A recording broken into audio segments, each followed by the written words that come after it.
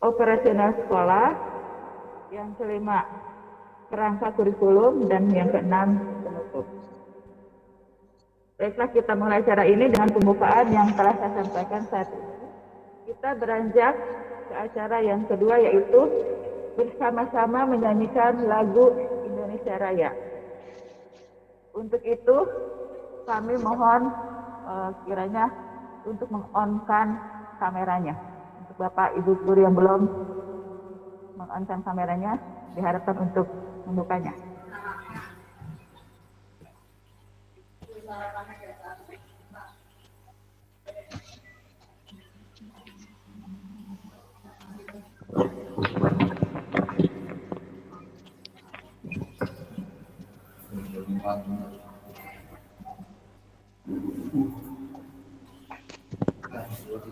Pak Teguh. Siap.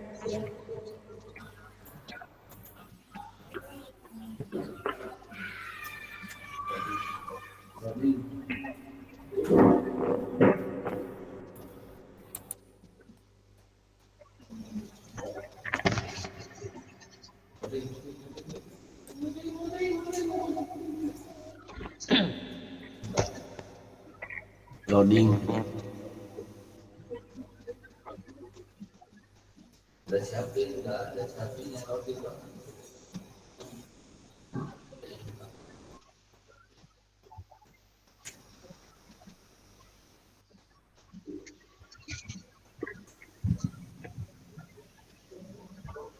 Masih loading, Pak Teguh.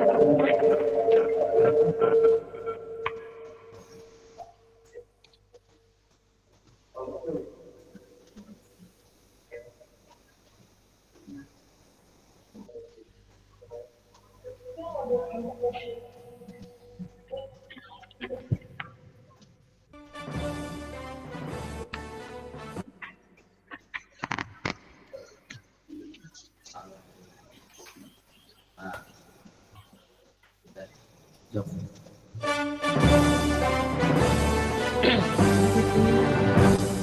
Indonesia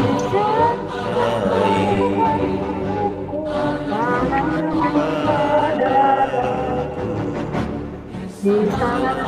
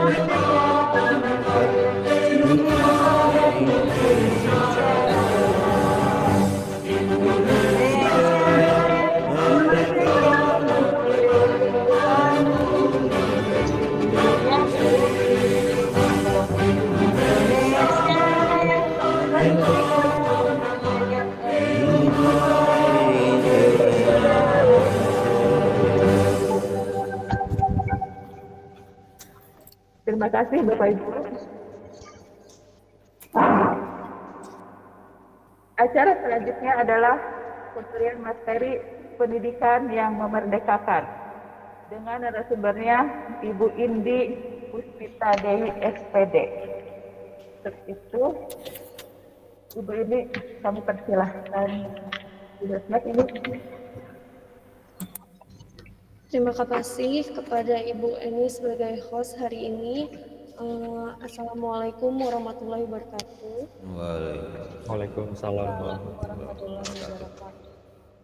Yang terhormat Bapak Pengawas Sekolah, Bapak Dr. Andes Haji Bunyamin MM, serta yang terhormat Bapak Kepala Sekolah, Bapak Dr. Andes Haji Agus Setiawan MPD, Dan tak lupa juga yang terhormat kepada Bapak Ibu Guru peserta IHT Sekolah Penggerak SMA Negeri 1 Cikampek. Sebelumnya semangat untuk semuanya.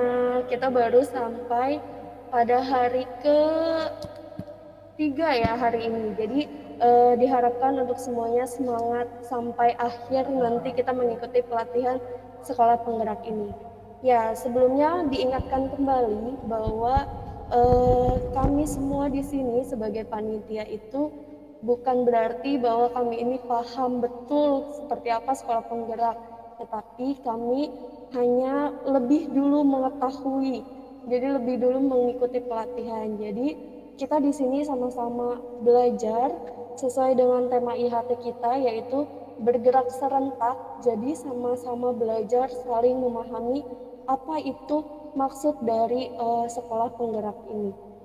Ya, jika dilihat agenda hari ini, sebentar izin untuk share screen.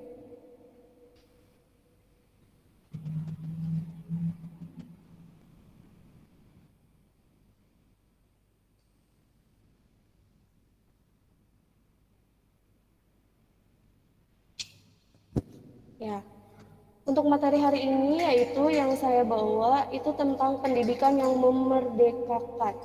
Jadi sebetulnya materi yang di sini itu adalah berkaitan dengan tugas Bapak Ibu sebelumnya pada hari kemarin. Jadi diingatkan kembali yang sudah mengerjakan tugas, terima kasih kepada Bapak Ibu semua yang sudah meluangkan waktunya untuk mengerjakan tugas. Yang belum atau masih belum sempat untuk melengkapi tugasnya, semangat semuanya karena semuanya juga mengikuti kegiatan ini itu ya hiasannya adalah tugas-tugas ini gitu. Jadi di sini sebenarnya agenda kita hari ini adalah yang pertama itu elaborasi materi presentasi hasil profil siswa. Jadi diingatkan kembali bahwa hari kemarin kalian Bapak atau Ibu semua sudah membuat hasil profil siswa yang ada di tugas kemarin. Nah itu kita akan presentasikan kembali atau kita akan diskusikan bersama-sama seperti apa hasil profil siswa itu sebenarnya. Bapak Ibu semua itu siswa-siswanya seperti apa yang sudah selama ini terlihat atau sesuai dengan pengalamannya masing-masing. Terus yang kedua itu adalah koneksi antar materi, membuat kesimpulan dalam kelompok. Jadi nanti kita di sini ada 2 diskusi. Yang pertama itu diskusi per individu, jadi masing-masing Bapak dan Ibu sama-sama menyampaikan pendapatnya tentang hasil profil siswa. Dan yang kedua itu nanti ada pembagian kelompok sesuai dengan kelompok yang kemarin sudah dibuat atau disusun. Oke, di sini kesepakatan kita bersama yang pertama itu adalah menghargai sesama peserta atau fasilitator. Jadi di sini kita semua sama-sama mendengarkan, menghargai pendapatnya. Jadi semuanya sama-sama penting. Jadi kita semua di sini itu semuanya penting, bukan hanya panitia saja yang penting, tapi semuanya pun penting. Terus satu berbicara, semua mendengarkan. Yang ketiga yaitu tepat waktu. Jadi nanti masing-masing peserta itu diberikan waktu untuk berbicara, jadi harus tepat waktu.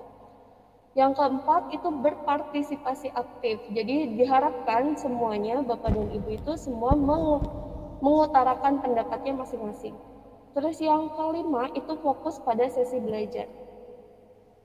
Ya, sampai sini ada yang mau ditanyakan dahulu untuk proses pembelajaran kita ke depan. Jadi sebetulnya agenda hari ini itu adalah mendengarkan pendapat Bapak dan Ibu semua mengenai profil siswa yang sudah dibuat. Nanti baru kita kaitkan dengan pendidikan yang memerdekakan itu seperti apa.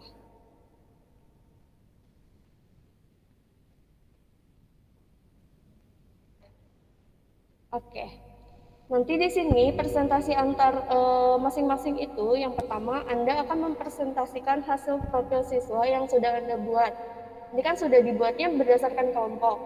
Terus nanti masing-masing menyampaikan hasil profil siswa itu yang sudah dibuat waktu tugas kemarin.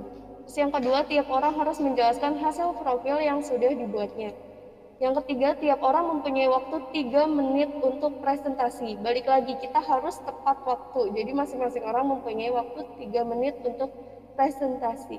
Terus yang keempat, untuk menjaga efektivitas presentasi, hanya mempresentasikan karakteristik yang berbeda. Jadi saat mendengarkan pendapat dari peserta lain, dimohonkan untuk diperhatikan. Bisa jadi karakteristik yang ibu atau bapak buat itu sama dengan temannya. Jadi kita hanya mengangkat karakteristik yang berbeda saja. Jadi yang dipresentasikan yang berbeda. Terus selanjutnya catat kesamaan yang sering muncul dan perbedaan yang timbul dari tiap profil. Terus nanti kita akan mengaitkan dengan pendidikan yang memerdekakan.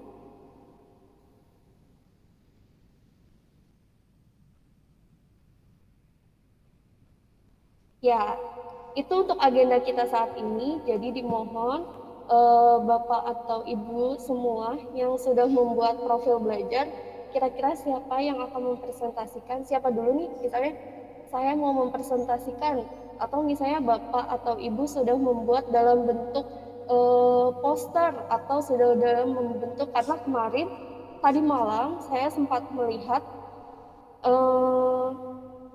baik Bu Rizky.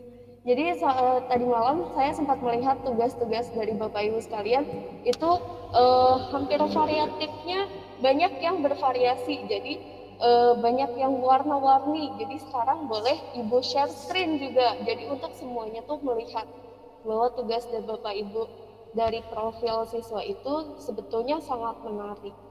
Jadi disampaikan. Ya, kira-kira siapa yang akan menyampaikan pendapatnya terlebih dahulu? Boleh, atau sebelumnya ada yang mau ditanyakan terlebih dahulu, karena agenda kita ini di sini hari ini itu lebih banyak berdiskusi.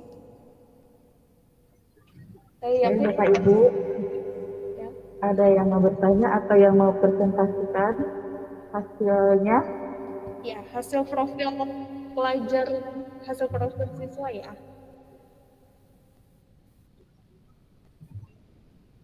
Atau ada yang mau ditanyakan terlebih dahulu? Ada yang mau bertanya? Pak Anja? Kayaknya Pak Anja yang mau bertanya. Ya. Bu Ika atau Bu Ai mau bertanya, silakan.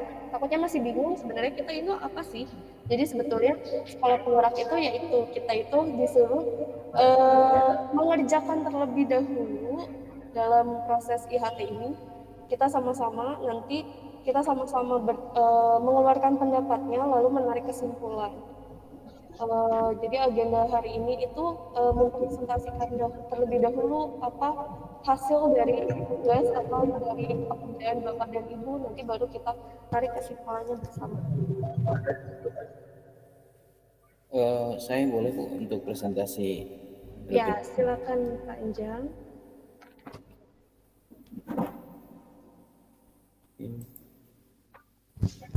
Ya. Hah? Pulpen. Oke, izin share screen. Silahkan.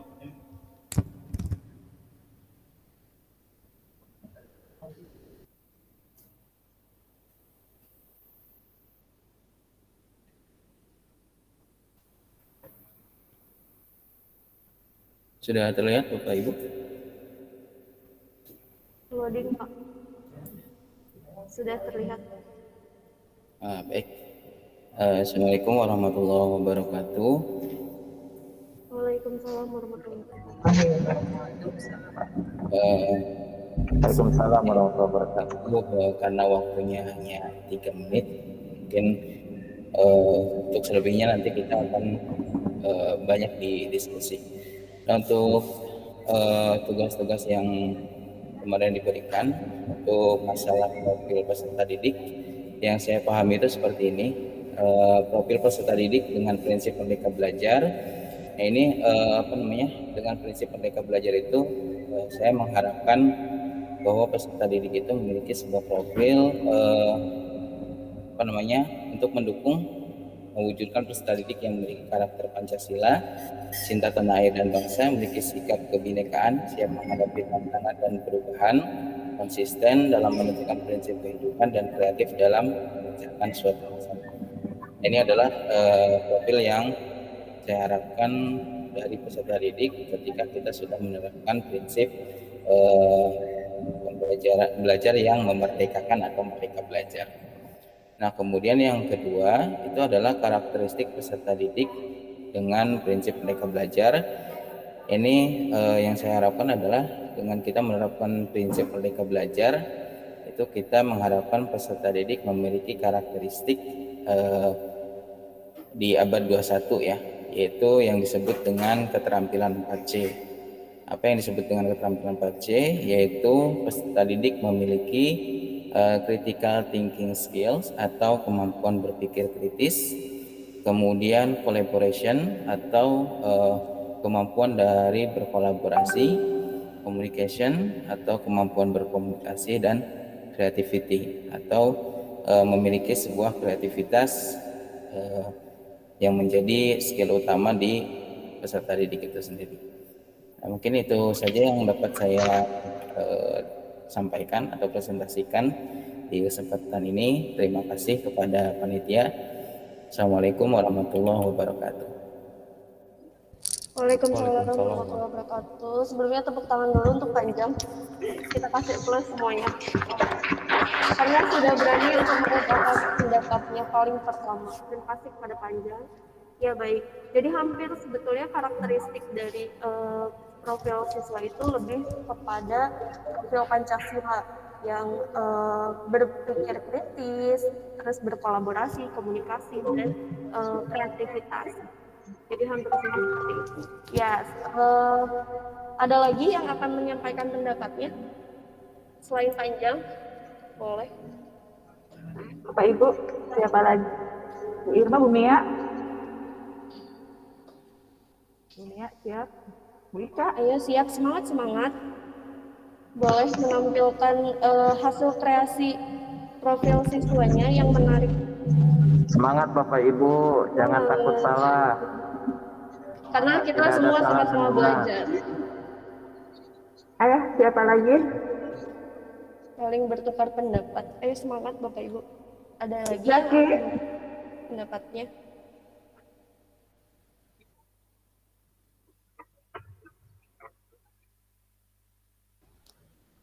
Atau sebelumnya ada yang mau ditanyakan dulu? Ayo. Atau Ada boleh yang lain? Pak, silakan. Bu Irma.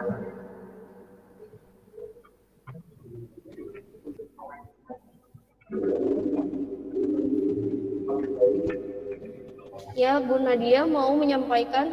Bu Irma mau menyampaikan Bu Irma diri mau. dari Oke. pertama. Ya, Berarti nanti Bu Nadia ya. ya silakan Bu Irma.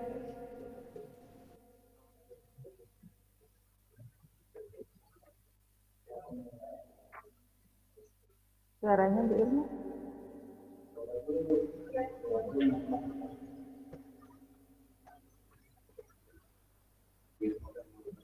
Bu Irma tidak ada suaranya.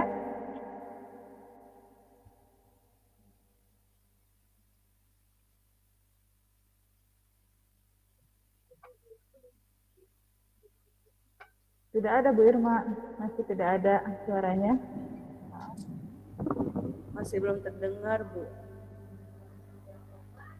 Izin Bu Irma mungkin dicabut dulu headset. Masih belum terdengar Bu Irma. Dicabut dulu coba Bu, terus dipasang lagi.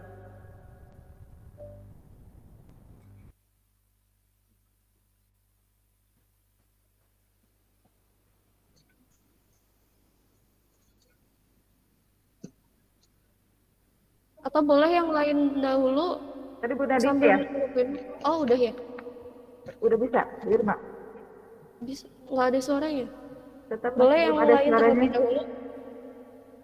Sambil menanti. Tapi yang kedua Bu Nadia ya? Ya, Bu Nadia. Bu Nadia. Sudah siap Bu Nadia? Silakan Bu Nadia. Speakernya diambil.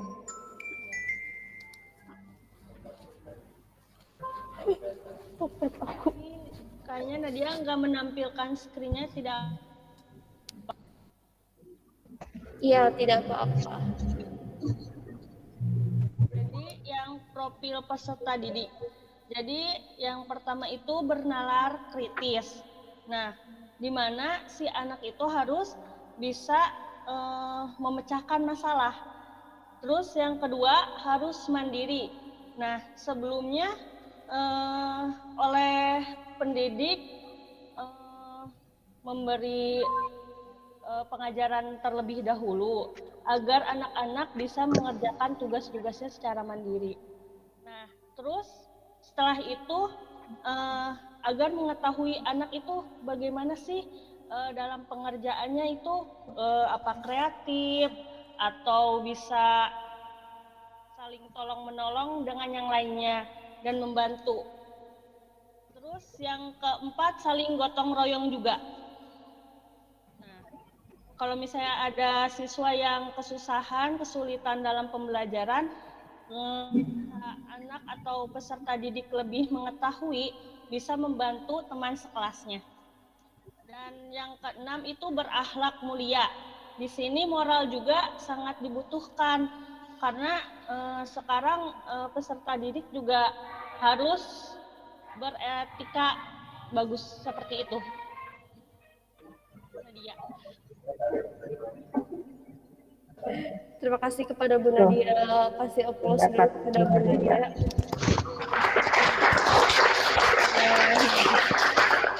Semuanya keren.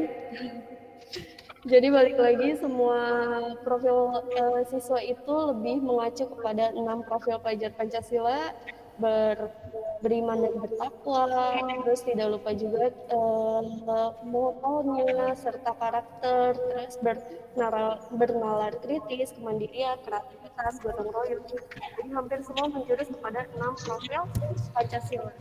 Ya, sebelumnya Bu Irma sudah ada suara? Bu Indi, maaf, Iya. boleh nanya dulu nggak? Oh, boleh Bu. Itu kan tadi seperti yang Panjang sudah tayangkan ya, mengenai pola berpikir PACE ya, sesuai dengan karakter ABA 21.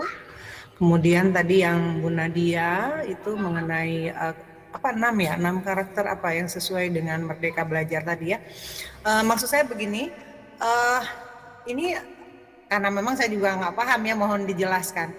Nanti maksudnya kalau yang namanya ini kan berarti survei pada siswa ya tentang karakter ini, atau apa yang itu harus diberikan kepada siswa gitu ya.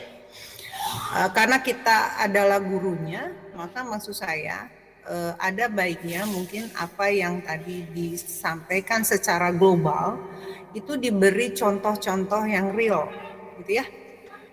Jadi misalnya kalau yang 4C itu critical, misalnya Panjang tadi contohnya apa gitu ya. Kalau ngambil 4C kan gampang, critical, kolaborasi ya, kemudian komunikasi ya, itu seperti itu. Tapi misalnya contohnya apa, sehingga teman-teman yang lain mungkin termasuk saya juga gitu ya, jadi tahu misalnya kalau critical thinking itu yang kayak gini contohnya, atau misalnya yang karakter Pancasila ya misalnya, itu kan berarti 36 butir pengamalan tentang Pancasila. Gimana misalnya yang mau kita ambil, karakter apa yang akan kita ajarkan, mungkin juga kan nggak bisa semuanya ya, tapi misalnya titik utamanya di mana. Misalnya kalau sila ketuhanan yang Maha Esa, itu ada berapa butir kalau nggak salah ya, saya juga lupa. Pokoknya semuanya ada 36. Nah, mungkin harus dikasih acuan yang mana gitu ya, yang akan ini ada sebenarnya di kurikulum 2013 ya, namanya yang afektif ya, mengenai sikap. Sikap itu kan harus disepakati, misalnya kalau untuk nilai rapot ya, terutama misalnya kita maunya apa, misalnya yang mau dinilai dari para siswa itu tentang misalnya kejujuran, atau misalnya tentang disiplin atau tentang cara melaksanakan ibadah misalnya ya, itu ada KI 1 dan 2-nya, sosial dan spiritual ya yang mau dinilai. Itu memang banyak, nggak bisa dinilai semua dan nggak bisa di kotak-kotak semua gitu. Jadi alangkah baiknya kita kasih contoh misalnya ya. Kalau kata saya gitu ya, kalau yang tadi 6 itu ngapalin gampang gitu ya, oh gini-gini, tapi real yang kita inginkan, karakter dari siswa yang kita inginkan yang mau kita survei itu yang mana gitu. Ini mah contoh aja, contoh. Jadi tapi saya nggak tahu benar atau tidak ya apa yang saya sampaikan. Ini mah dalam ingatan saya seperti itu gitu ya. Tapi ya mohon dikoreksi ya Bu Indi, nanti kalau misalnya memang nggak harus begitu misalnya ya. Tapi menurut saya kalau misalnya yang namanya dipaparkan, ya kita kasih contoh yang realnya, ya apa misalnya dari sifat yang diinginkan di dalam Merdeka Belajar gitu. Begitu mungkin Bu Indi, terima kasih ya. Mudah-mudahan teman-teman artinya bisa mengerti apa yang saya maksud. Tapi kalau memang misalnya salah, itu misalnya tidak sesuai dengan sekolah penggerak, ya monggo diluruskan ya. Assalamualaikum warahmatullahi wabarakatuh. Waalaikumsalam. Waalaikumsalam. Terima kasih Bu Rizky untuk masukannya, sangat berarti untuk saya dan untuk semua panitia di sini. Jadi sebetulnya gini, saat kita mengikuti pelatihan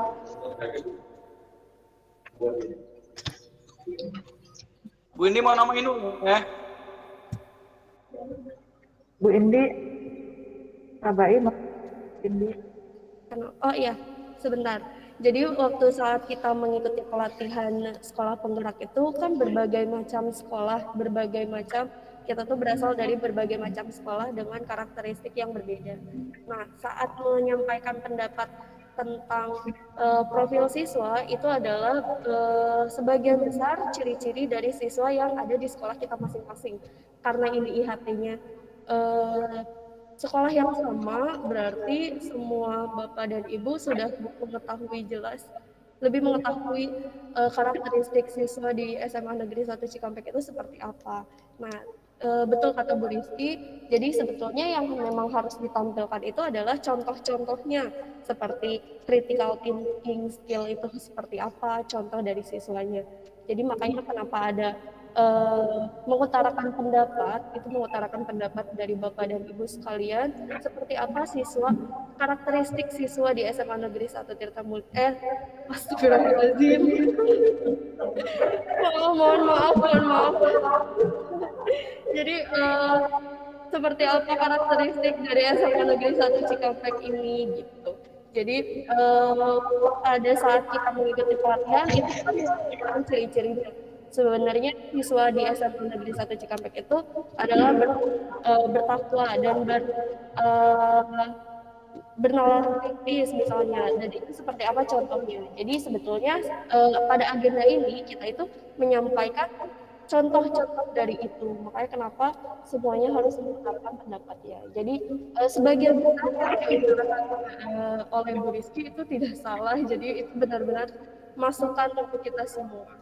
Jadi di sini silakan kepada Bapak Ibu yang lebih mengetahui sebetulnya karakteristik atau ciri-ciri siswa di SMA Negeri 1 Cikampek ini seperti apa yang lebih mengacu kepada sekolah penggerak yang hampir sama, karena sebetulnya kurikulum operasional sekolah saat ini kita pelajari itu sebetulnya sama dengan kurikulum sebelumnya, hanya lebih diperhalus dan diperbaiki saja gitu, dilengkapi kekurangan-kekurangan dari kurikulum sebelumnya, seperti itu. Jadi sebelumnya ada Bapak atau Ibu yang mungkin lebih paham dari ciri atau contoh dari profil siswa di SMA Negeri 1 Cikampek ini. Bu Indi. Iya, Pak Ivan. Sedikit masukan gitu ya, saran. Ini hanya mungkin melengkapi gitu ya Bapak Ibu gitu ya. Yang konsep 4C gitu ya. Critical thinking, communication, collaboration sama creativity dan inovasi ya, itu ya.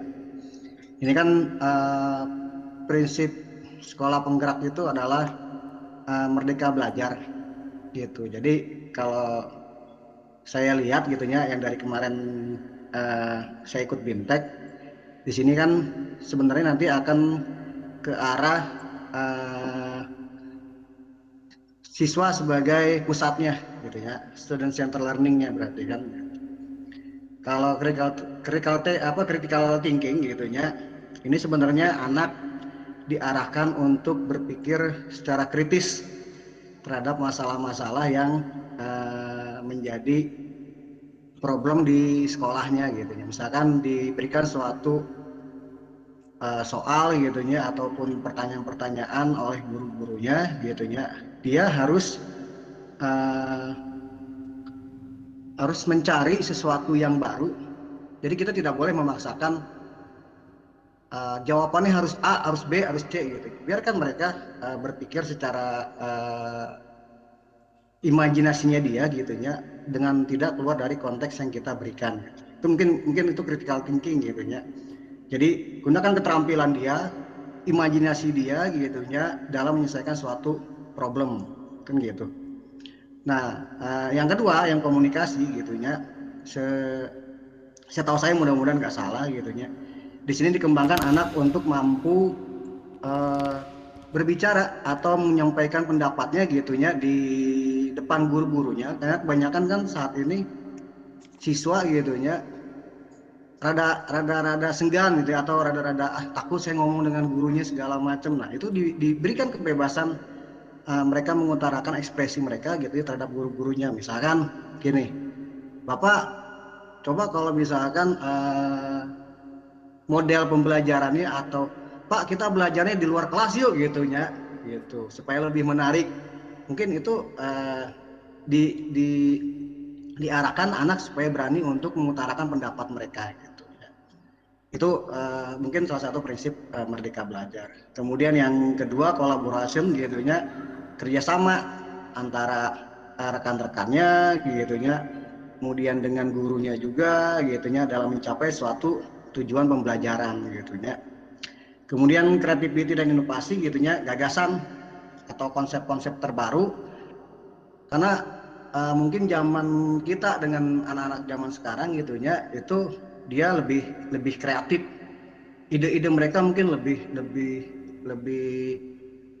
berkembang dibandingkan zaman-zaman kita gitu ya. Nah, hal-hal inilah yang sebenarnya jangan sampai kita membatasi ataupun mengkebiri ataupun memblok gitu ya, mereka menuangkan segala sesuatunya itu gitu ya di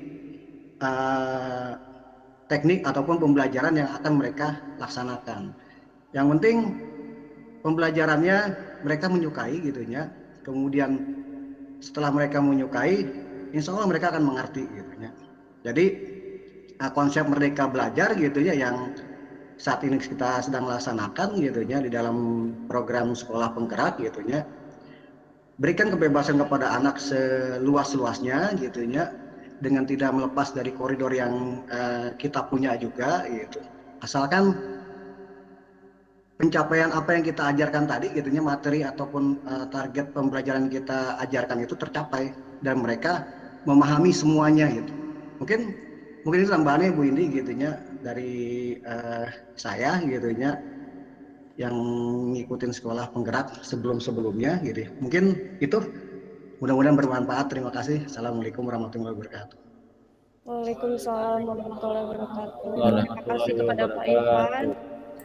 Ya, sebetulnya yang tadi saya sudah sampaikan di awal, jadi ini kita tuh menyampaikan pendapat masing-masing pada profil siswa, nanti ditarik kesimpulan dan dikaitkan dengan pendidikan yang memerdekakan. Jadi sebetulnya dari yang semua Bapak dan Ibu jabarkan barusan itu adalah masih mengacu kepada filosofi Ki Hajar Dewantara yang segala sesuatu itu berpusat kepada siswa atau student central learning.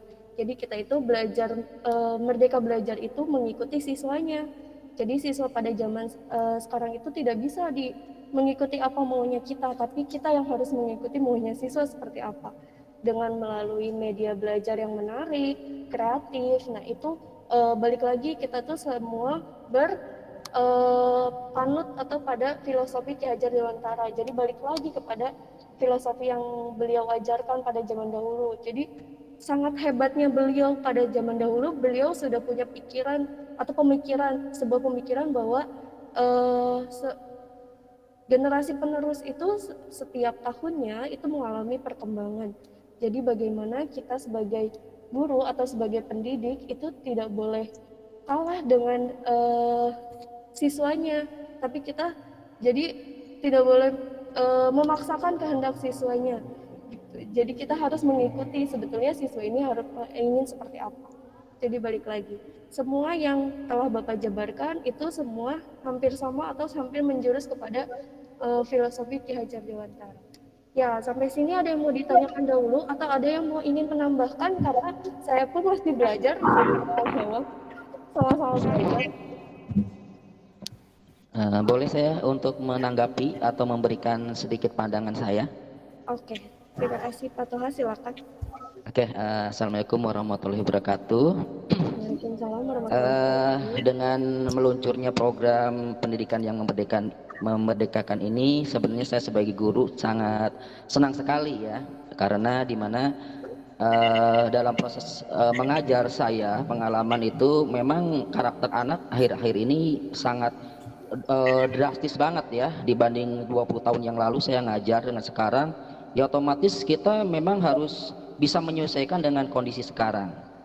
Ya tentu saja mungkin guru-guru yang sudah puluhan tahun mengajar ya pasti merasakan perbedaan itu, betul nggak ya Bapak dan Ibu ya? Kami merasakan banget perbedaannya, terutama berkaitan dengan sikap anak ya sekarang ini, mulai dari sikap atau karakternya, kemudian juga berkaitan dengan kreativitas anak-anaknya. Jadi kami sangat kaget. Nah mungkin kalau guru-guru yang masih memegang prinsip mengajar seperti dulu pasti akan shock ya melihat perkembangan sekarang ini. Nah cuman yang jadi permasalahan saya ya, saya sebagai guru, saya mencoba untuk mengeksplor ya tentang nilai-nilai yang berkaitan dengan sekarang. Nah sering merasa tidak nyaman ya, karena saya masih guru zaman dulu. Takutnya misalkan saya itu salah langkah atau bagaimana ketika saya beradaptasi, ketika saya misalkan menyesuaikan diri dengan perkembangan zaman sekarang. Ya, salah satu contohnya karena mungkin ya masyarakat yang yang lama-lama atau misalkan produk-produk yang lama itu belum bisa nerima hal-hal yang semacam itu, padahal anak-anak sekarang itu mereka menganggap ini biasa-biasa saja, wajar gitu. Nah ini perubahan-perubahan nilai ini juga harus dipahami oleh guru-guru sekarang ini supaya lebih tadi ya bisa memerdekakan siswa itu belajar itu dengan tepat sasarannya. Yang jadi pertanyaan saya, sebatas mana ya koridor guru tadi yang bisa kita terapkan di sekolah ini supaya istilahnya itu tidak sampai melanggar norma-norma yang sangat fatal ya. Saya ambil contoh saja, misalkan ini pengalaman pribadi saya ya, mohon maaf aja mungkin agak sedikit aneh mungkin ya.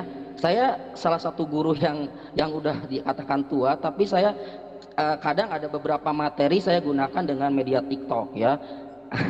Mohon maaf aja nih ya. Ternyata anak antusias sekali, seru sekali. Pokoknya responnya yang tadinya biasanya nggak pernah nanya ini nanya itu segala macam ya, mereka antusias sekali ya. Beda dengan saya memberikan presentasi atau semacam PPT misalkan. Nah cuma ada cumanya juga. Saya kaget juga ketika anak sering tanya jawab dengan saya. Anak memang kadang-kadang ada koridor-koridor yang melanggar ya norma-norma nilai yang harusnya tetap dipegang, misalkan bahasa-bahasa yang terlalu vulgar atau bagaimana ya.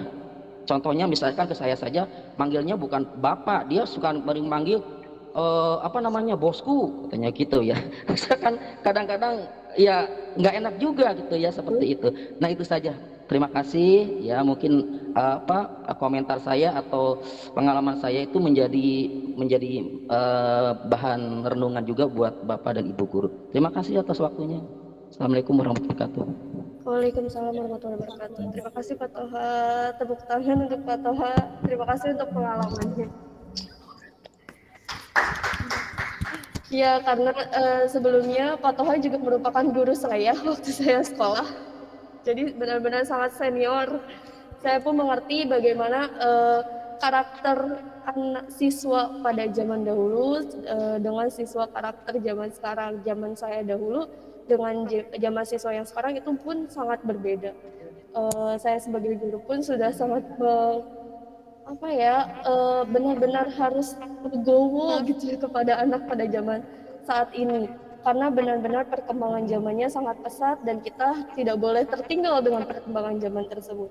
Jadi anak kalau minimalnya pergaulan anak sudah sampai mana dan kita harus tahu gitu anak itu sudah sampai mana gitu. Ya, sebelumnya ada yang mau ditanyakan kembali atau ada yang mau menambahkan atau sharing pengalaman? Oh ya. Saya boleh nambahin? Oh silakan tambahin dulu. Boleh saya nambahin ya? Ya, silakan Mister. Selamat pagi Bapak Ibu semuanya. Boleh tambahin. Ini hanya nambahin saja. Kalau mudah-mudahan tidak salah persepsi sayanya gitu ya. Jadi yang pertama itu tadi ada Bogja Rizky mengatakan bahwasannya tadi ada 36 butir Pancasila ya pengamalan. Ternyata memang sudah berubah Bu Haji Rizky, sekarang udah lebih banyak, ada 45 pengamalan butir-butir Pancasila. Dan kebetulan saya mengajar Pancasila juga, PPKN, jadi saya agak sedikit tahu. Jadi 45 butir pengamalan Pancasila.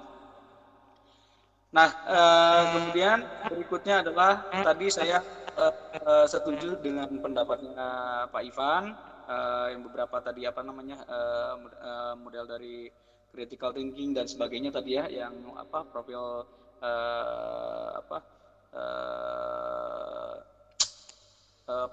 profil pelajar Pancasila ya kalau nggak salah tadi ya. Iya betul. Nah, saya sangat setuju sekali dengan Pak Ivan tadi. Cuman di sini saya kaitkan dengan Pak Ivan tadi bilang ada student center learning gitu ya. Kita bersentral pada atau berpusat pada pembelajaran itu berpusat pada siswa, betul sekali. Tapi di sini Bapak Ibu, saya hanya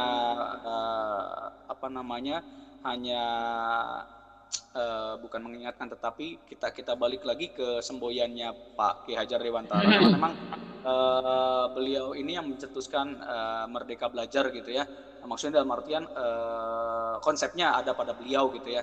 Nah di sini kita juga harus ingat Bapak Ibu dari semboyan Ki Hajar Dewantara itu ada yang namanya Ing Ngarso Sung Tulodo, Ing Madyo Mangunkarso dan Tuturi Handayani. Walaupun kita berpusat pada siswa, ya Bapak Ibu, walaupun kita berpusat pada siswa pembelajarannya dalam artian ya, bukan berarti kita melepas begitu saja siswa untuk melakukan menjadi pusat sentral pembelajaran. Ya di sini Ing Ngarso Sung Tulodo itu guru itu ada di depan Bapak Ibu, guru di depan itu fungsinya adalah sebagai tauladan, memberikan contoh ya, memberikan contoh apapun contohnya gitu, baik dalam pembelajaran, maksudnya dari materi, dari sikap terutama dan sebagainya lah. Kemudian Ing Ngarso Madyo Mangunkarso itu di tengah itu guru itu memberikan semangat ya, motivasi, dan Tuturi Handayani guru juga sama, guru itu memberikan dorongan buat siswa. Jadi walaupun kita pembelajaran pendidikan yang memerdekakan itu berpusat pada siswa, tetapi saya rasa guru juga adalah tauladan kita sebagai guru, jadi tauladan buat siswanya. Jadi gini, bagaimana memang misalkan contohnya gini ya Bapak Ibu, bagaimana siswa mau sesuai dengan apa yang kita harapkan, tetapi kitanya tidak memberikan contoh. Itu Bapak Ibu, maksud saya misalkan ini contoh saja, memang sudah sangat tidak ada sekarang gitu ya. Contoh realnya adalah ketika misalkan kita melarang merokok sama siswa, tetapi ada guru juga yang sampai detik ini mungkin masih ada merokok. Kalau sekarang nggak ada ya, karena memang pembelajaran online ya, merokok di dalam kelas misalkan. Itu sangat tidak ini banget gitu ya, maksudnya nggak ini gitu, tidak memberikan tauladan kepada siswanya gitu. Terus saya memberikan itu buat menurut saya. Kemudian ada satu lagi contoh, Bu Haji Rizky minta contoh realnya seperti apa gitu ya. Saya akan memberikan contoh, mudah-mudahan nggak salah gitu ya. Contohnya critical thinking tadi dalam pembelajaran ini. Biasanya kalau critical thinking ini yang biasanya yang berani itu kalau saat ini adalah mahasiswa biasanya ya, karena memang melakukan pembelajaran melalui sistem belajarnya itu student centered learning gitu ya. Tetapi saya rasa anak SMA juga sudah mulai bisa berpikir kritis gitu ya Bapak Ibu. Jadi contoh salah satu contoh realnya adalah gini, ketika siswa misalkan siswa mengetahui siswa dirangsang, bukan dirangsang maksudnya, siswa berani untuk mengungkapkan pendapatnya sesuai dengan argumen yang dia tahu. Ya contohnya misalkan ketika namanya guru itu sebagai manusia juga ya Bapak Ibu ya. Ketika guru memberikan materi, saya misalkan memberikan contoh realnya, misalkan saya memberikan rumus present simple kepada siswa, dan ternyata saya ada salah atau ada salah rumus ya. Siswa ini dia berani untuk mengungkapkan, oh Pak ini salah, harusnya begini. Nah, dia mempunyai argumen itu didasari dengan argumen yang tepat, maksudnya artian ada dasarnya gitu ya Pak. Dan kita sebagai guru terkadang ini Bapak Ibu, terkadang ini kita nah disinilah kita memberikan tauladan contoh sama siswa yang kita ajar. Jangan sampai ketika kita berbuat salah, guru juga manusia, jangan sampai kita merasa selalu benar. Ketika kita dikritik, dikoreksi oleh siswa, kita harus terima gitu. Kita harus terima, mungkin kita lupa atau salah nulis atau bagaimanalah. Jangan sampai kebanyakan guru yang ketika dikritik itu oleh siswa itu justru malah marah. Justru malah marah-marah apa segala macam lah intinya gitu ya. Nah justru itu yang kita tidak memberikan contoh tauladan kepada siswa gitu ya. Jadi bukan merdeka belajar namanya kayak begitu. Itu ya Bapak Ibu ya kalau menurut saya gitu. Itu contoh realnya. Jadi ketika memang kita dikritik oleh siswa ya nggak jadi masalah, betul. Oh iya, justru malah kita harus puji anak itu. Wah, kita namanya guru, kita gimana lah bersilat lidahnya gitu ya, dalam artian bukan bersilat lidah. Gimana aja ngelesnya gitu ya Bapak Ibu. Wah, kamu bagus sekali. Ini saya sengaja nih, saya salahin. Kamu hebat nih, kamu teliti. Nah seperti itu bagaimana lah caranya Bapak Ibu agar supaya memang siswa itu betul-betul dirangsang untuk kritis gitu ya. Tapi mereka juga harus sesuai dengan argumen yang mereka dasarnya apa gitu Bapak Ibu. Itu saja dari saya. Terima kasih Bapak Ibu. Mudah-mudahan nggak salah. Terima kasih. Selamat pagi. Terima kasih Bapak Ibu. Terima kasih kepada Mr. Boyen untuk pengalaman dan penambahan materinya. Ya, di sini kita sama-sama belajar. Saya pun semakin banyak tahu dari pengalaman serta pendapat dari Bapak Ibu. Saya di sini sebagai pemateri hanya tahu lebih dahulu pelatihan ini. Jadi sama-sama belajar. Saya pun masih belajar tentang pendidikan yang memerdekakan ini harus benar-benar PR gitu untuk kita semua sebagai pendidik atau sebagai guru, penerapannya seperti apa dan benar-benar bisa cocok atau tidak untuk siswa-siswa kedepannya nanti. Ya, sampai sini ada yang mau ditanyakan, ada yang mau menambahkan, boleh? Sedikit Bu, izin iya. saja sedikit. Izin menambahkan. Ya, terima kasih kepada Bapak Ibu yang sudah menyampaikan, luar biasa ya. Maksudnya saya ingin menanggapi untuk Pak Toha dan Pak Baib untuk menambahkannya untuk Pak Toha, gimana sih supaya tidak keluar koridor gitu ya Pak, yang saya pelajari selama pelatihan. Jadi kita kembalikan dulu kepada siswa di awal. Nanti jika memang materi yang akan kita ajarkan sudah melenceng ke luar dari zona materi, maka tugas kita adalah melakukan pengarahan dan penguatan, begitu Pak Farhan. Jadi untuk pengembangan media pembelajaran juga dikembalikan kepada siswanya, bagaimana siswa itu terbiasa dengan media pembelajaran yang seperti apa. Mungkin sekarang Bapak Ibu sudah terbiasa juga untuk pembelajaran melalui YouTube dan Google Classroom dan yang lainnya. Nah, itu saja untuk Pak Toha dan untuk Pak Bayu, betul, karena di sini kita harus menjadi suri tauladan yang baik, ingat Suntulodo yang dikatakan Bapak Ki Hajar Dewantara. Maka mulai dari diri kita, seperti halnya tugas-tugas Bapak Ibu semua, saya juga yang dulu, maka mulai dari diri kita dulu. Mulai dari diri kita, maka kita bisa memberikan contoh dan mengarahkan siswa menjadi yang lebih baik lagi. Itu saja, terima kasih. Ya, terima kasih kepada Pak Firman untuk penambahannya. Jadi balik lagi, sebetulnya di dalam kelas itu walaupun siswa diberikan kebebasan, tapi tetap ingat pada tujuan pembelajaran kita. Karena setiap minggunya atau setiap pertemuan itu pasti ada tujuan pembelajaran, capaian pembelajaran kita mau sampai mana, dan walaupun siswa diberikan kebebasan atau semua berdasarkan pada siswanya, tapi tetap pada harus mencapai tujuan pembelajaran itu. Ya, sebelumnya ini untuk pertanyaan dari Bu Rizky yang di chat saya bacakan ya. Merdeka Belajar teh kita harus mensuplai keinginan anak mengenai cara belajar atau gimana. Nah, itu nanti kita akan bahas karena materinya kita baru 3 hari Bu Haji. Jadi kedepannya kita masih banyak materi-materi kedepannya yang melengkapi dari materi yang ini. Nanti ada asesmen, ada tujuan pembelajaran, ada capaian pembelajaran. Jadi semua akan dibahas dan semuanya akan mengerucut, tidak seperti saat ini. Jadi masih mengawang-awang sebetulnya untuk pembelajaran nanti kedepannya akan seperti apa. Jadi di sini kita hanya mengutarakan filosofi Ki Hajar Dewantara bahwa pembelajaran itu berpusat kepada siswa atau merdeka belajar. Ya, sampai sini ada yang mau ditanyakan lagi atau ada yang mau menambahkan?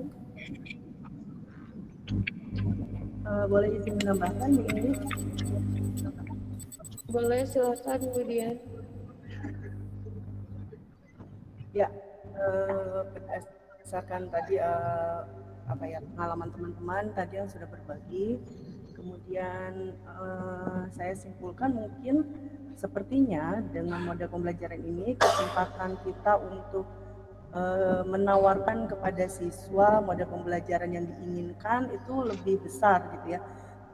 Jadi misalnya ada materi A, bisa kita tawarkan kepada siswa nih, materi ini akan kita selesaikan, akan kita kerjakan di kelas dengan gaya apa, misalnya, atau dengan metode apa yang mereka sepakati, kemudian nanti kita sepakati bersama-sama.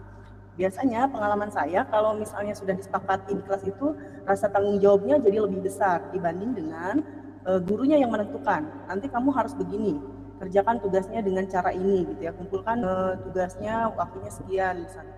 Biasanya kalau didiskusikan dengan siswa mengenai baik itu metodenya, misalnya kira-kira materi ini akan kita selesaikan dengan cara apa, diskusi atau dengan cara presentasi, atau kita observasi langsung misalnya dengan tempat yang terbatas tentunya ya, misalnya di luar kelas, pengamatan dan sebagainya, kemudian kita kembali ke kelas, kemudian disampaikan. Cara itu saya pernah coba dan hasilnya lebih baik. Jadi tanggung jawab siswa jauh lebih tinggi dibanding dengan jika keputusan ditentukan oleh guru. Misalnya materi A, saya menyampaikan materi dengan keinginan saya misalnya, kemudian siswa diminta selesaikan tugas, banyak yang tidak selesai gitu pada waktunya. Kalaupun mereka mengerjakan tugas, masih banyak yang asal atau menyalin pekerjaan temannya seperti itu. Tapi jika kita beri kepercayaan kepada siswa untuk memilih dan menentukan, kemudian disepakati, nah itu mungkin kuncinya di kesepakatan itu ya Bu Indi. Jadi siswa diberi kebebasan untuk memilih, tapi juga mereka harus tetap bertanggung jawab. Sehingga pembentukan karakternya di situ juga sambil kita latih gitu ya. Ketika sudah menjadi kesepakatan bersama, maka semuanya harus bertanggung jawab mengikuti kesepakatan yang sudah dibuat. Mungkin itu saja tambahannya Bu Indi, terima kasih waktunya. Terima kasih Madam untuk sharing pengalaman belajarnya. Ya betul, jadi balik lagi, kalau misalnya kita mendiskusikan proses belajar kita kepada siswa seperti apa, itu memancing untuk siswa lebih bertanggung jawab, karena mereka akan lebih merasa punya tugasnya gitu, kalau misalnya memang sudah didiskusikan.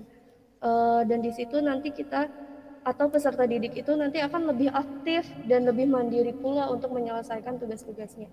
Jadi semua itu bertumpu pada balik lagi filosofi Ki Hajar Dewantara itu seperti itu, bertumpu kepada anak itu, diberikan kebebasan kepada anak, tapi tetap kita sebagai pendidik itu mengamati dan melihat jangan sampai keluar dari jalur. Dan balik lagi pada proses pembelajaran itu ada tujuan atau capaian pembelajaran kita akan seperti apa.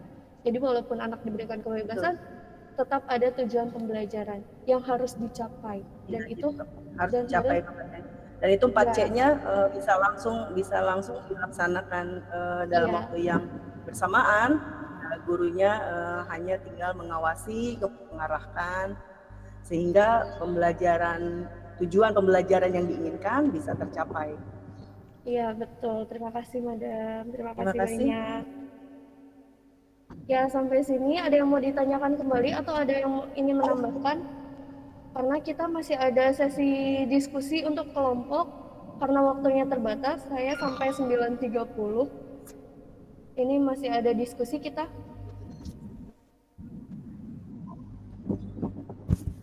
Kira-kira ada yang mau ditanyakan atau ada yang masih belum?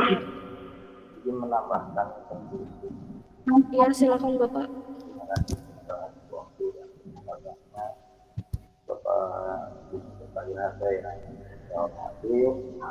Suara saya bisa didengar jelas ya? Suaranya sedikit kecil Pak.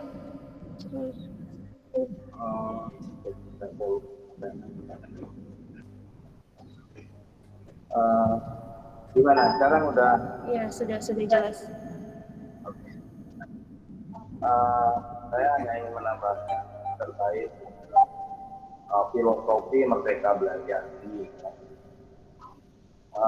Filosofi Merdeka Belajar, kalau di Indonesia itu kita mengenal ada Bapak Pendidikan Indonesia adalah Bapak Ki Hajar Dewantara, di mana beliau mengajarkan kepada kita dalam konsep pendidikan tamat siswa itu yang dikenal dengan didiklah anak-anak kita sesuai dengan zamannya atau dengan kondisi zaman, atau bahasa lainnya adalah kodrat alam. Kemudian kita juga ingat kepada ucapan dari Sayyidina Ali bin Abi Thalib dalam Islam itu. Sayyidina Ali mengatakan bahwa didiklah anak-anakmu sesuai dengan zamannya. Karena apa? Karena mendidik anak dengan cara yang pernah kita alami dulu dengan anak sekarang itu mungkin sudah tidak relevan lagi. Nah, berangkat dari filosofi tersebut, lahirlah sekarang yang dinamakan dengan konsep Merdeka Belajar. Kalau kita pelajari, kita pahami filosofi Ki Hajar Dewantara, kemudian konsep pendidikan dari Sayyidina Ali, itu ada relevansinya. Bahkan Islam sudah lebih dulu mengajarkan itu. Sayyidina Ali jauh lebih lama hidup dibanding dengan Ki Hajar Dewantara. Saya yakin Ki Hajar Dewantara pun mengutip dari konsep pendidikan dari Sayyidina Ali, dari dalam agama Islam. Sehingga lahirlah yang dinamakan konsep merdeka belajar sekarang. Tadi sudah disinggung bagaimana sih realisasi atau konkretnya dari merdeka belajar. Yang pertama Bapak Ibu perlu saya sampaikan bahwa di dalam prinsip pengembangan kurikulum dan prinsip pembelajaran itu, pembelajaran harus berorientasi pada kepentingan peserta didik. Itu satu yang harus digarisbawahi. Prinsip pengembangan kurikulum dan prinsip pembelajaran itu harus pertama sekali berorientasi kepada pengembangan potensi peserta didik.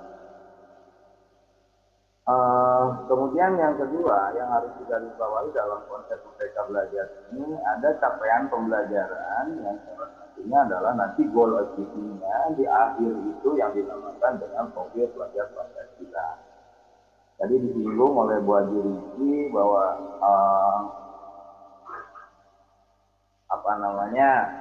nilai-nilai Pancasila dulu memang betul Bu ada 36 butir Pancasila yang sudah sering kita dengar, bahkan itu mulai dari penataran P4, karakter, des, dan lain sebagainya dulu waktu zamannya Orde Baru itu dijabarkan menjadi 36. Nah sekarang di dalam konsep merdeka belajar ini nilai-nilai karakter itu malah lebih disederhanakan, tidak lagi 36. Kalau pada kursilas kemarin ada nilai-nilai pengembangan karakter itu ada sampai 20 berapa, 23 atau berapa gitu ya, saya lupa. Tetapi sekarang ini lebih disederhanakan lagi yang dinamakan profil pelajar Pancasila. Jadi nilai-nilai karakternya itu hanya 6 yang akan kita capai. Tidak 36, tidak 23 atau berapa, tapi sekarang ini hanya 6 nilai yang harus kita capai, yaitu nilai-nilai karakter beriman dan bertakwa kepada Tuhan yang Maha Kuasa, yang Maha Esa. Kemudian yang kedua nilai kemandirian, berpikir kritis. Kemudian yang terpenting adalah yang selalu digembor-gemborkan oleh pemerintah sekarang adalah nilai gotong royong. Nah ini nilai karakter bangsa di sekolah penggerak itu yang harus kita capai nanti di dalam capaian pembelajaran, dan setiap tujuan pembelajaran dalam kegiatan pembelajaran itu harus berorientasi dan mencapai kepada 6 karakter tadi.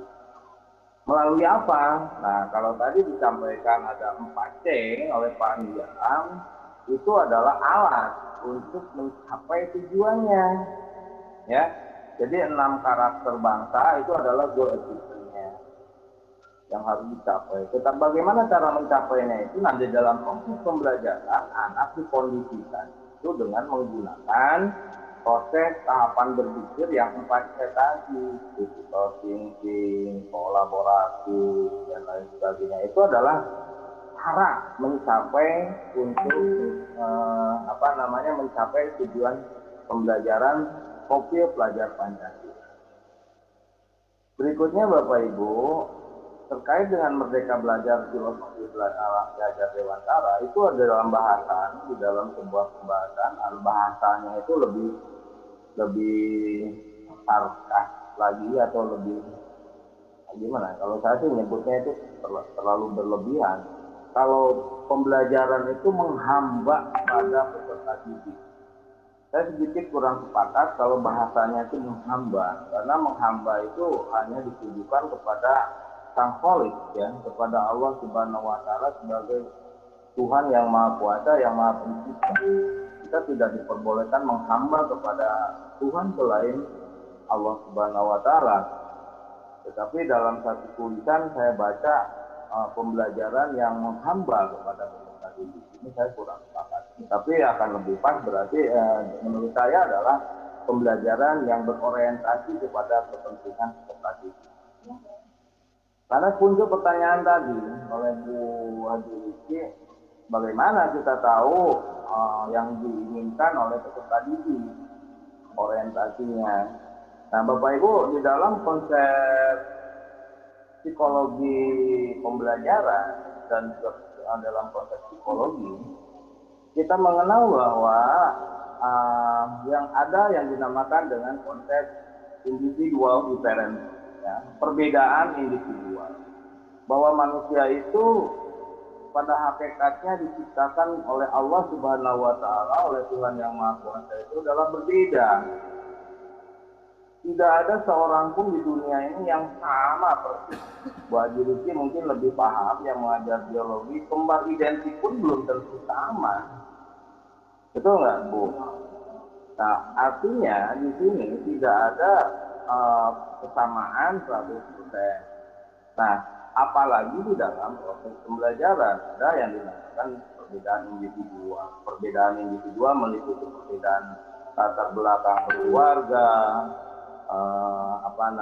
sikap, minat, gaya belajar, karakter, kemudian juga watak dan lain sebagainya. Itu adalah perbedaan individual yang merupakan anugerah dari Allah Subhanahu wa Ta'ala. Nah, lantas bagaimana cara mengajar kita dengan memperhatikan perbedaan individual tadi? Caranya bagaimana? Nah, nanti Bapak Ibu yang mengikuti IHT ini entah hari keberapa akan diberikan satu materi yang dinamakan dengan asesmen diagnostik. Dan ini harusnya sudah sering dilakukan oleh Bapak Ibu dan sebelum-sebelumnya, bahwa sebelum kita memulai pembelajaran di awal pembelajaran, ya begitu awal tahun pelajaran atau setiap ganti KD, ya, ganti topik, ganti bahasan, itu harus dilaksanakan asesmen diagnostik. Katakanlah di awal, pada saat kita masuk pada KD 1, katakanlah kalau kita bicara KD 1, buatkan asesmen diagnostik. Artinya apa caranya? Ya, asesmen diagnostik itu ditujukan untuk kita mengetahui seberapa banyak si anak yang sudah memahami materi-materi pembelajaran yang akan kita ajarkan, berapa banyak. Kemudian gaya belajarnya seperti apa, kemudian kondisi lingkungan keluarganya seperti apa. Nah, contohnya sekarang konkretnya, ketika pembelajaran daring seperti ini, Bapak Ibu harus memahami lebih dulu bagaimana kondisi anak di rumah, kondisi keluarganya, lingkungan keluarganya. Apakah siswa yang bersangkutan itu di rumahnya memiliki alat komunikasi, memiliki handphone. Kemudian apakah di rumahnya itu memiliki wifi, jaringan internet. Apakah jaringannya bagus atau tidak. Di rumah itu ada berapa orang satu keluarga itu yang masih belajar. Handphonenya ada berapa, siswanya orangnya ada berapa. Sehingga kalau seandainya nanti anak kita ini mengalami kendala belajar, kita tidak bisa membuat mapping pemetaan. Kenapa sih anak ini kok nggak ikut pembelajaran ya? Oh, ternyata HP-nya satu, yang siswa di rumah itu 3 yang menggunakannya. Jadi rebutan, gantian.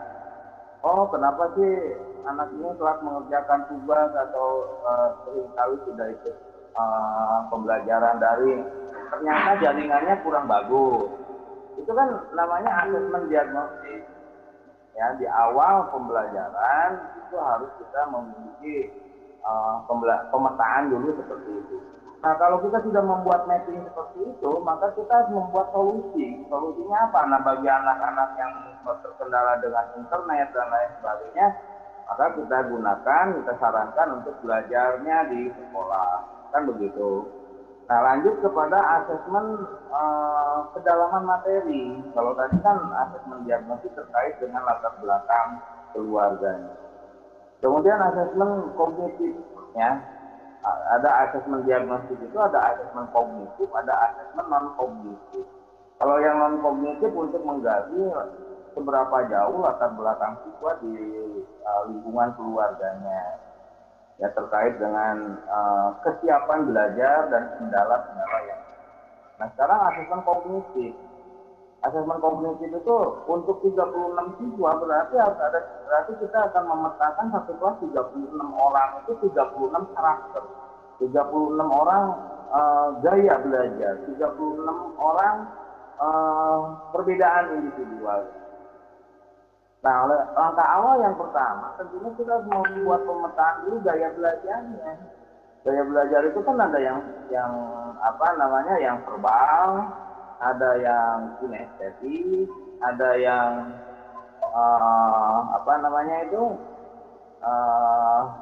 gaya belajar seperti saya agak lupa ya, intinya ada yang verbal, ada yang kinestetik, kemudian ada yang apa lagi gitu ya, mau nanti auditory.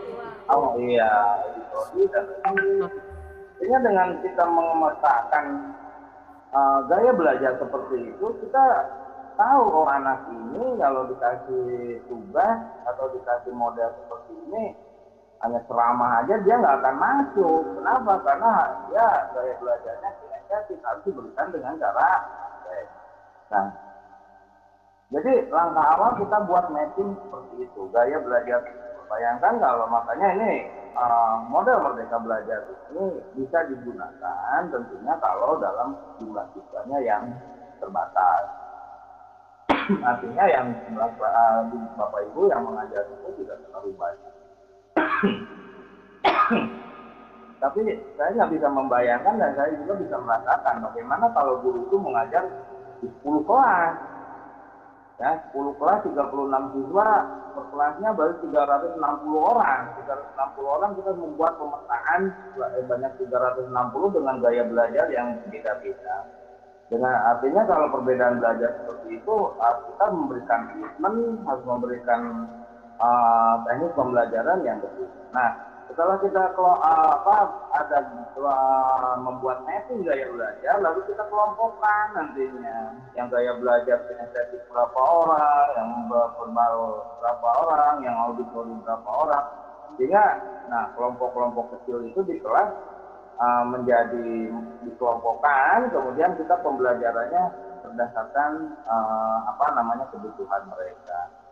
Lanjut kepada asesmen diagnosis kognitif terkait dengan pemahaman siswa. Katakanlah di KD1. Di KD1 itu ada berapa sub indikator. Kita buatkan tes asesmen kognitif diagnostik.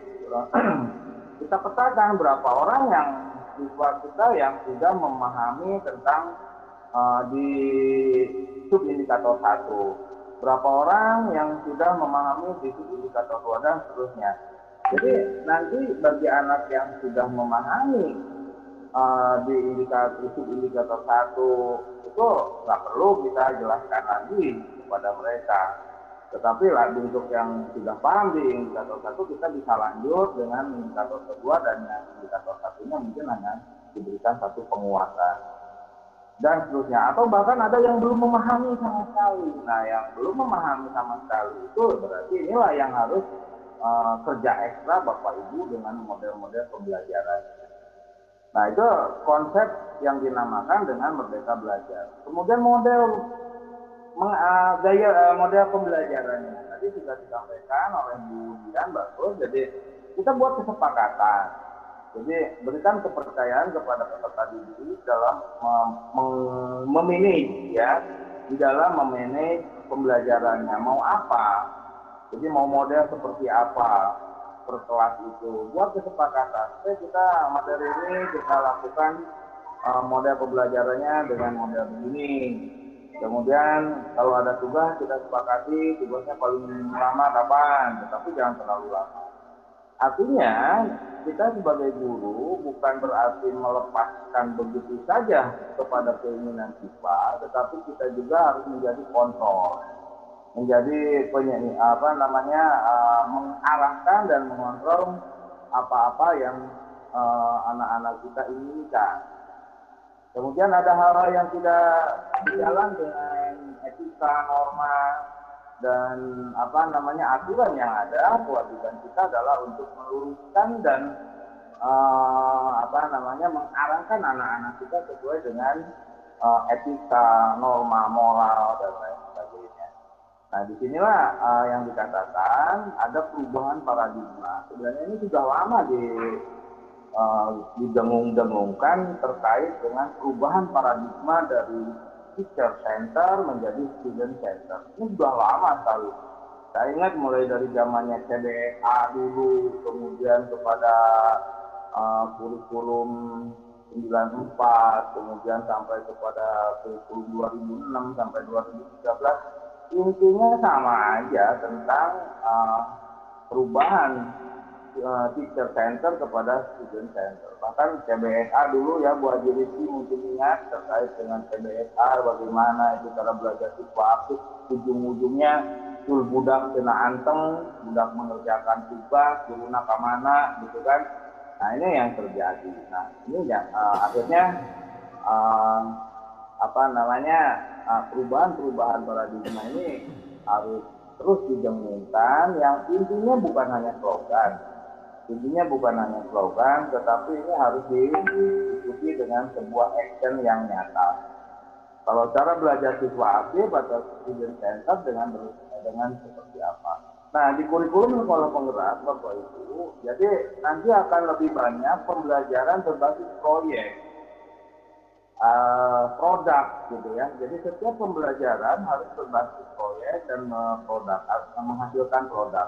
Artinya nanti ya para siswa bukan hanya sekedar mendengarkan paparan dari Bapak Ibu guru, tetapi mereka terlibat aktif dalam proses pembelajaran dan menghasilkan sebuah produk.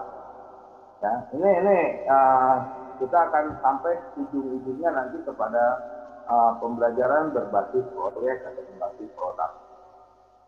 Oleh karena itu bisa dilihat di struktur kurikulumnya, jam pembelajaran intrakurikuler itu lebih sedikit. IPA aja hanya 2 jam ya. IPA itu 6 jam, terdiri dari fisika, kimia, biologi 2 jam.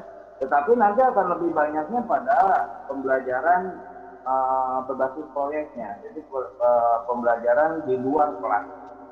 Nah, ini dihargai sebagai jam belajar. Saya lihat di struktur kurikulum seperti itu. Nah, nanti barangkali Bapak Lukman dari P4 KPRB yang akan hadir bersama kita mendampingi Bapak Ibu, nanti bisa ditanyakan terkait dengan struktur kurikulum operasional. Nah, itu saja Bapak Ibu mungkin yang dapat saya tambahkan. Lebih kurangnya saya mohon maaf. Mudah-mudahan apa yang saya sampaikan ini sedikit memberikan ya mudah-mudahan ya memberikan pencerahan kepada Bapak Ibu. Ya mudah-mudahan saja Bapak Ibu tidak puas. Kalau tidak puas, tidak paham, kan akan lebih banyak bertanya dan berupaya untuk kita lebih tahu dengan cara membaca, menggali literasi dan itu saja Bapak Ibu. Terima kasih. Assalamualaikum warahmatullahi wabarakatuh. Waalaikumsalam warahmatullahi wabarakatuh. Terima kasih kepada Bapak.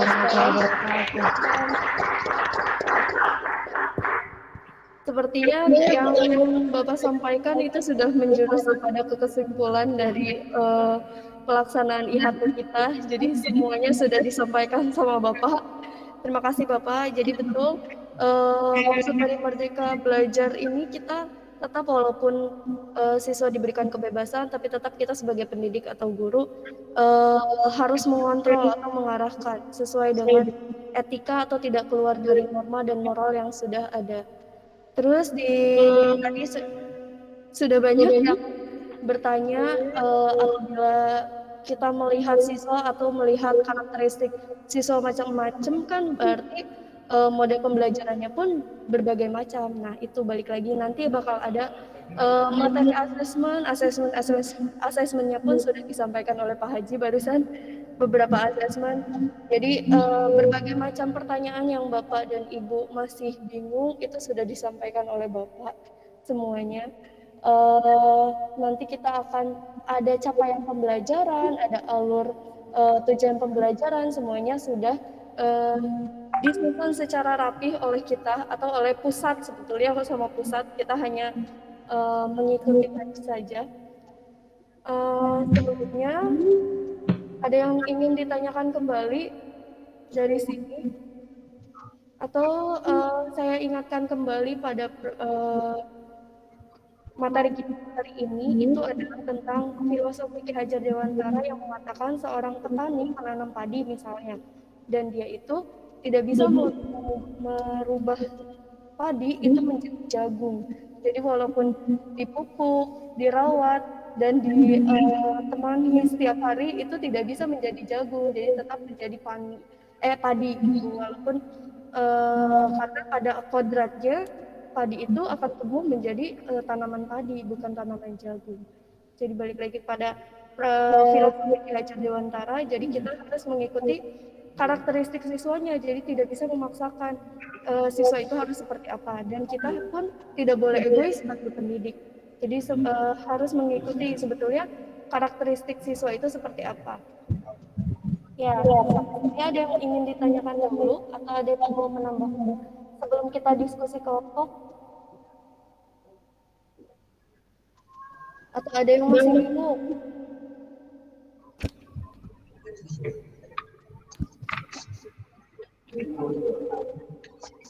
Ada yang masih belum paham?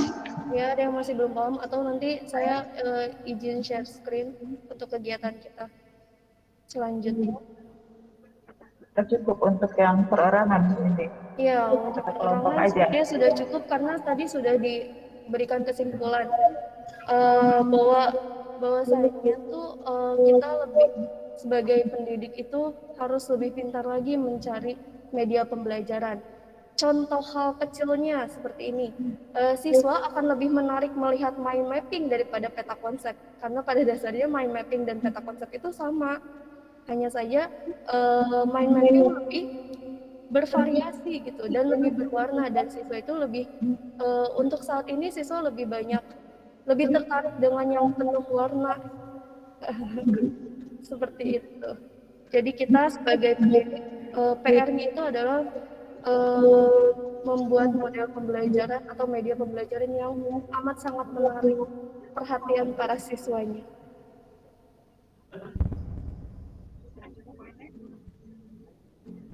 Ya, lanjut untuk kegiatan kita. Yang tadi sudah menyampaikan pendapat masing-masing dari Bapak dan Ibu guru, pengalaman selama ini mengajar, serta tambahan-tambahannya itu sangat luar biasa. Terima kasih semuanya, dan kita mari berdiskusi kembali. Jadi di sini kalian akan dibagi menjadi 2 kelompok. Kemarin sudah dibagi kelompok menjadi 5 dan sekarang menjadi lebih kecil lagi kelompoknya. Kalian akan dibagi menjadi 2 kelompok yang sama dengan presentasi profil. Silakan diskusi dan kelompok untuk membahas pertanyaan.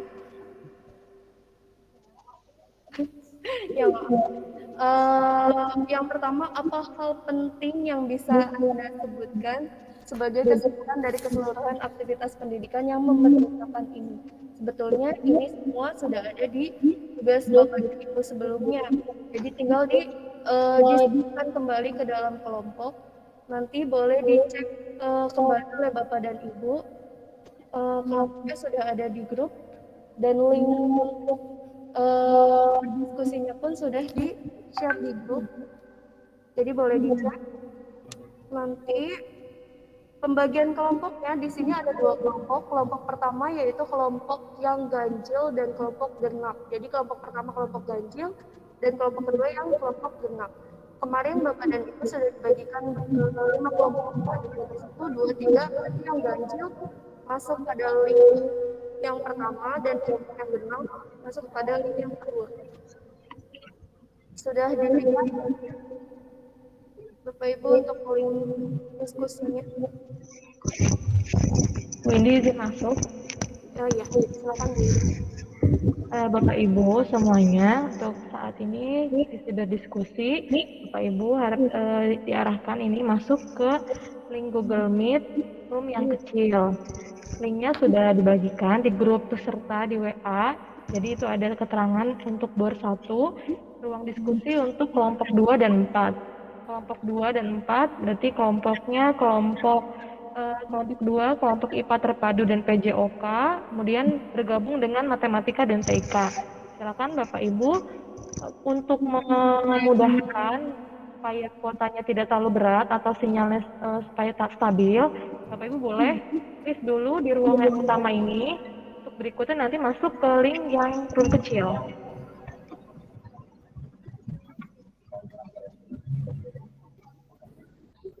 Untuk yang kelompok 2 nanti bisa masuk BOR 2 masuk ke room yang kecil juga. Jadi Bapak Ibu boleh meninggalkan room utama ini terlebih dahulu supaya lebih stabil sinyalnya. Oke, baik, terima kasih Bapak Ibu.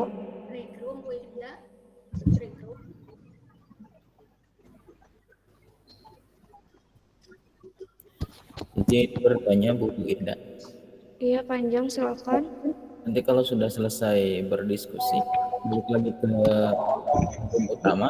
Iya, nanti akan diarahkan kembali. Jadi nanti di room kecil ada pemateri, ada semua panitia yang bergabung. Nanti kalau sudah selesai akan diarahkan ke room utama lagi. Jadi tujuan untuk live dulu di ruang utama supaya kuotanya tidak terlalu berat kalau ada yang di rumah, jadi sinyalnya bisa stabil. Gitu Bapak Ibu. Oke, terima kasih. Iya, sama-sama.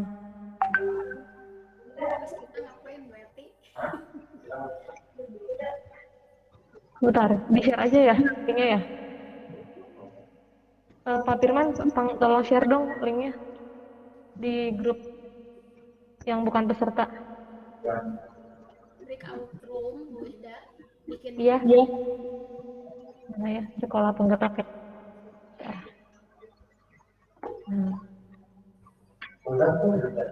Udah ya? Oke. Silakan Bapak Ibu bagi yang ingin ikut bergabung untuk melihat sesi diskusi boleh. Jadi sebetulnya satu akun bisa buka beberapa Google Meet. Sehingga mungkin yang menggunakan kuota agak sedikit berat. Bisa tidak stabil.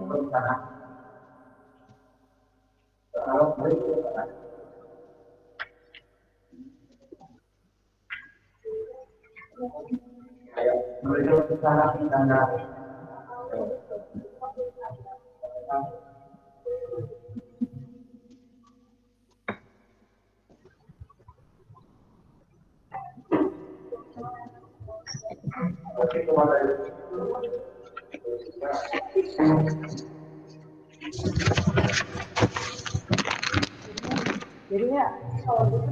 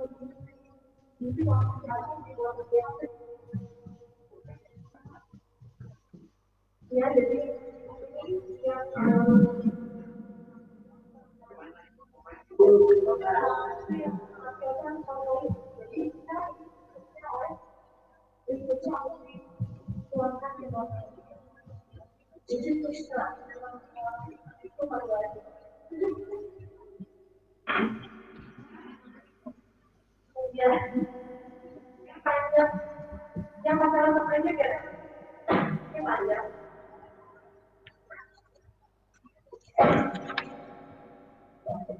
Orang ya. Tadi